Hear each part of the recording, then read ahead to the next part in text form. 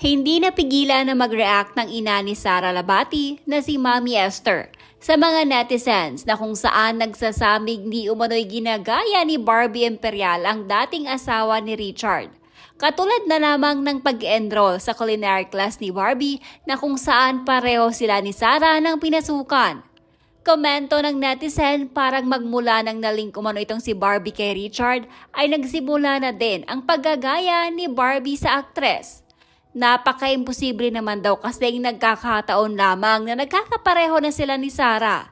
Sa katunayan nga, maging ang pagkilos at pananamit umano ngayon ni Barbie ay nagmumukhang Sara Labati na ito.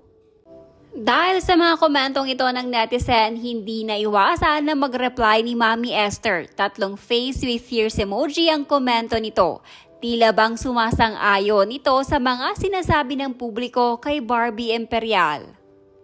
Sa ngayon, wala pang kumpirmasyon mula kay Barbie at Richard kung ano nga ba ang kanilang relasyon. Ngunit base kay OG Diaz, sinabi umano ng kanyang very reliable source na exclusively dating na ang dalawa.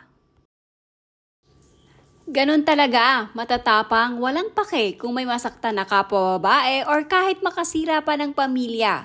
I pray more blessings to Sara. I pray din sa marriage nila Sara at Richard sa family nila. I pray talaga kay Sara na maging matagumpay siya at mga anak niya. Maganda na at mabait. Mahusay pang umarte, palagi ako nanonood ng Lumuhod Ka sa Lupa.